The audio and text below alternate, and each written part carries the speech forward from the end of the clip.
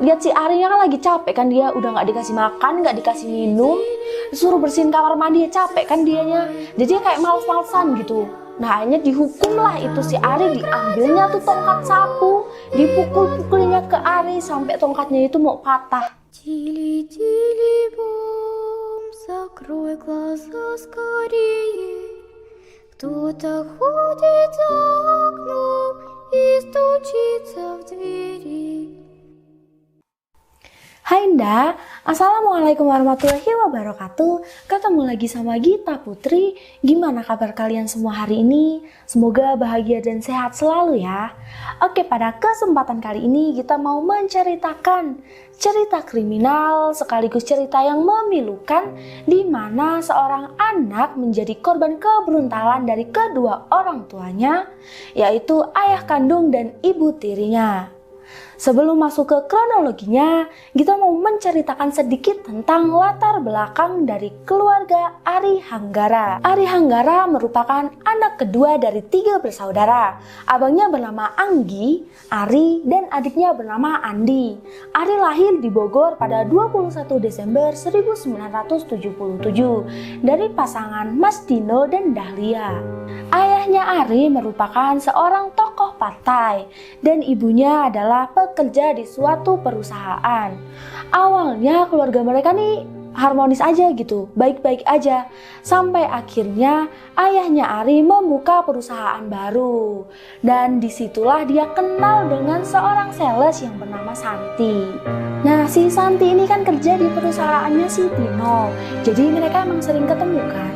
Tapi udah nggak jam kerja tuh, si Santinya ini sering datang ke rumah untuk ngunjungin si Tino, cuma mau ngeliat keadaan Tino aja gitu. Dari situlah si Dahlia mencurigai sepertinya ada sesuatu di antara Tino dan si Santi. Suatu hari perusahaan si Tino ini bangkrut dan Tino udah nggak kerja-kerja lagi tuh. Habis itu dia juga pergi sampai kurun waktu 2 tahun, gak ada balik dia ke rumah ya kan. Nah si Dahlianya ini nyari nih ke teman-teman si Tino, kalian ada lihat suami aku nggak? Jawab teman-temannya nggak ada lihat kayak gitu kan, dan nggak ada yang tahu si Tino ini kemana. Sampai akhirnya si Dahlia ini pergi ke rumah mertuanya, yaitu ibunya si Tino. Dan kalian tahu si Tino emang ada di situ, tapi ada juga si Santi. Berantemlah mereka di situ, ribut ya kan, sampai akhirnya mereka memutuskan untuk bercerai. Tidak lama kemudian setelah Tino dan Dahlia bercerai, akhirnya si Tino menikah lagi dengan si Santi. Dan dibawalah ketiga anak itu, yaitu Anggi, Ari, dan Andi bareng bersama Tino dan si Santi. Dan si Dahlia balik lagi ke rumah ibunya. Jadi di rumah itu yang kerja hanya si Santi nih, karena kan si Tino udah nggak kerja-kerja lagi, nah dia nganggur. Dan kesehariannya Mas Tino hanyalah mengantarkan Santi bekerja. Habis itu ya udah dia di rumah aja gitu, karena emang dia nganggur kan. Si Tino ini kan nganggur, udah cari kerja ke sana ke sini tetap nggak dapet dia. Sampai nanya ke kawan-kawan dia juga ditolak gitu, karena emang dia ini ngomongnya terlalu besar, tinggi. Sampai akhirnya dia tuh sering dijadikan gunjingan ibu-ibu kompleks di daerah situ. Kedengarlah nih sama si Santi ya kan. Akhirnya si Santi berani protes nih, "Bang, kok cari kerja lah," gitu kan. Nah si Tino kan juga udah nyari kerja tapi nggak dapet kan. Udah gitu ditambahnya lagi pusing karena 3 anak ini mulai bandel gitulah. Ya kan namanya anak-anak ya kan, apalagi si Ari.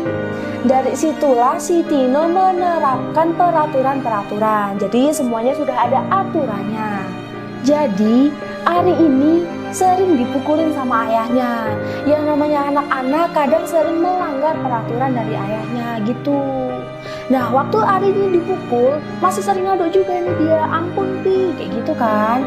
Nah tapi diulangin lagi gitu terus aja. Setiap anak itu kan mempunyai karakter yang berbeda-beda. Nah ada yang patuh, ada juga yang tidak. Nah si Ari ini merupakan anak yang sebenarnya patuh nih dia, tapi ada beberapa peraturan dari ayahnya yang dilanggar sama dia. Awalnya kalau dia dipukul dia masih mengadu nih, "Ampun Pi, ampun," kayak gitu kan. Nah udah dipukul lagi, udah ampun lagi, dipukul lagi, ampun lagi gitu ya. Sampai akhirnya si Ari ini tuh berangkat sekolah. Dia kan jadi sekolah di Cikini nih, jadi dia ke situ sama abangnya naik kereta. Nah dia tuh berangkat sekolah tuh di mukanya dia tuh ada lebam. Ditanyalah kan sama guru dia, namanya Bu Hadijah. Dia nanya, Ari kenapa? Jawab si Ari hanya, oh nggak apa-apa Bu, kemarin Ari jatuh, kayak gitu doang kan. Dan dia tuh kayak nutupin gitu loh kalau sebenarnya dia tuh udah sering dipukul sama ayahnya gitu. Sampai suatu hari, Ari ini telah dituduh mencuri uang teman sekelasnya. Terdengarlah kan berita ini sampai ke si Santi dan si Tino. Marahlah sudah si Tino, dipukulin lah di situ Ari.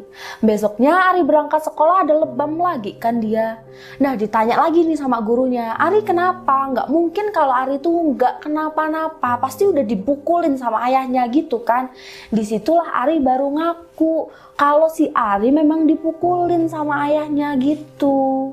Keesokan harinya, Ibu Hatijah menyempatkan untuk datang ke rumah Mas Tino. Nah, ditanyalah di situ, kenapa Ari dipukul? Jawab si Tino, ya karena dia udah nyuri duit temen dia, kayak gitu kan. Ini buat pelajaran untuk Ari agar tidak mengulangi kesalahannya lagi, begitu. Karena memang si Santi menemukan uang 8.000 di tasnya si Ari. Dan juga Santi memberi pengakuan ke Ibu Hatijah bahwa dia pernah menyuruh si Ari ini untuk ngambil duit di dompet dia. Nah tapi duitnya tuh berkurang, yaitu lebih. Duit saya diambil sama si Ari, begitu. Akhirnya Ibu Hatijah memberikan penjelasan kepada Tino dan si Santi bahwa kalau kalian aja ngasih contoh Ari untuk membuka barang privasi kalian, sampai menyuruh Ari ngambil uang langsung dari dompet kalian, ya gimana Arinya nanti nggak mencontoh, begitu. Karena udah saking pusingnya nih orang tua si Ari, jadi mereka memutuskan untuk memasukkan Ari ke pesantren. Harusnya Ari berangkat ke pesantren pada tanggal 8 November. Tapi pada tanggal 3 November si Ari mendapatkan hukuman kembali karena kesalahan dari kakaknya nih si Anggi. Tapi si Ari lah yang mengakui kalau itu adalah kesalahannya. Karena mendengar pengakuan nih dari si Ari, akhirnya dipukulin lah lagi si dia kan, sama dia disuruh skojam. Terus keesokan harinya si Ari juga masih mendapatkan hukuman dari si Tino untuk bersih-bersih kamar mandi itu. Nah si Tino tuh lewat, lihat si Ari yang lagi capek kan, dia udah nggak dikasih makan, nggak dikasih minum, disuruh bersihin kamar mandi, ya capek kan dianya, jadi kayak males-malesan gitu. Nah akhirnya dihukumlah itu si Ari, diambilnya tuh tongkat sapu, dipukul-pukulinya ke Ari sampai tongkatnya itu mau patah. Pada tanggal 7 November, satu hari sebelum Ari berangkat ke pesantren, ibu tirinya ini menasehati si Ari. Ari udahlah minta maaf ya sama papi. Jawab Ari, kalau emang dia udah saking keselnya kan sama bapaknya ini. Jawab Ari tuh begini, enggak Mi, Ari mending dihukum aja. Marahlah kan si Santi denger jawaban dari si Ari.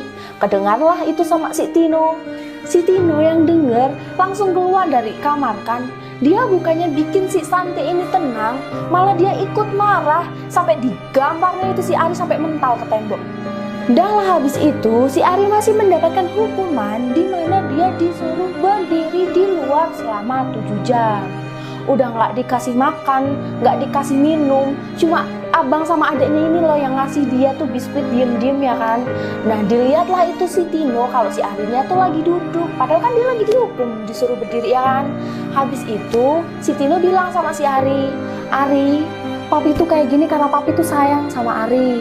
Udahlah berpelukan juga kan mereka. Nah terus si Tino ini tuh kayak menasehati si Ari seperti itu. Udahlah selesai dinasehati, dikasih minum lah si Ari. Nah Arinya bilang, Pi, Ari boleh minum lagi enggak? Apa jawab Tino? Enggak, Ari kan udah minum. Ari janji ya sama papi, Ari nggak boleh minum lagi.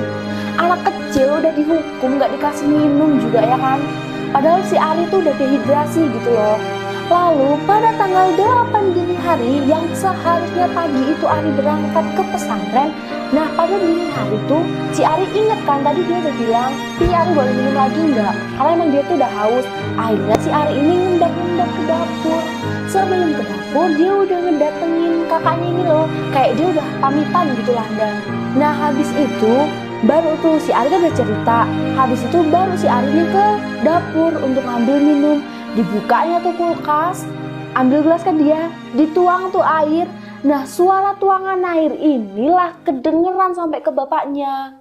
Udah marah lah kan bapaknya karena si Ari kan udah janji tadi untuk gak minum. Dilanggar lah itu janji lagi ya kan. Udah marah itu bapaknya sampai dipukul-pukul, disiksanya Ari di situ sampai akhirnya Ari jatuh ke lantai dan dah gak bergerak lagi.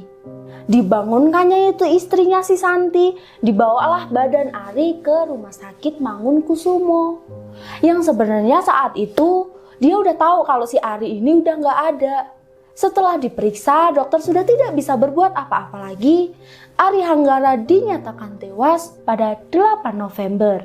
Dokter merasa curiga setelah melihat keadaan Ari yang penuh dengan luka lebam. Setelah divisum, hasil forensik menyatakan bahwa badan Ari dipenuhi dengan 40 luka lebam, asam lambung yang tinggi serta dehidrasi. Udah dia nggak dikasih makan, nggak dikasih minum, disiksa juga kan dia. Dan kalian tahu gimana ibunya Ari si Dahlia? Beliau tidak dikasih tahu sama sekali. Kalian kan tahu kalau zaman dulu itu suatu berita tidak mudah tersebar, beda sekali dengan sekarang. Nah, Dahlia ini baru tahu waktu itu mamanya si Dahlia ini ngambil uang pensiunan di bank. Pulanglah dia dari bank kan, dia lihat koran yang isinya itu adalah anak yang meninggal karena disiksa oleh ayahnya. Dibelilah itu si koran kan, dibaca, cucu aku, seperti itu. Baru baliklah ini ibunya si Dahlia ke rumah ngasih tahu ke anaknya. Nah disitulah Dahlia baru mengetahui bahwa anaknya Ari Hanggara telah meninggal. Udahnya si Dahlia ini datanglah ke kantor polisi untuk nemuin si Tino. Dilihatlah di situ ada si Tino lagi duduk, diambilnya sendal, digamparnya ke muka si Tino. Dan waktu reka ulang kejadian, banyak sekali massa yang berdatangan dan mencaci maki Tino dan Santi. Begitu banyak massa yang berdatangan ke tempat tersebut karena massa merasa iba seorang anak kecil yang tidak berdaya merasakan hukuman yang sedemikian rupa dan juga tidak diberi makan, tidak diberi minum, bahkan disuruh berjanji untuk tidak makan dan minum serta tidur di luar. Pada akhirnya, Tino divonis hukuman 5 tahun penjara, sedangkan Santi hanya 2 tahun penjara. Sekian dulu cerita tentang Ari Hanggara dari Gita Putri. Kalau ada yang kurang boleh kalian tambahin di kolom komentar. Terima kasih yang sudah like dan subscribe di video Gita. Sampai ketemu lagi sama Gita Putri di cerita selanjutnya. Wassalamualaikum warahmatullahi wabarakatuh. See you.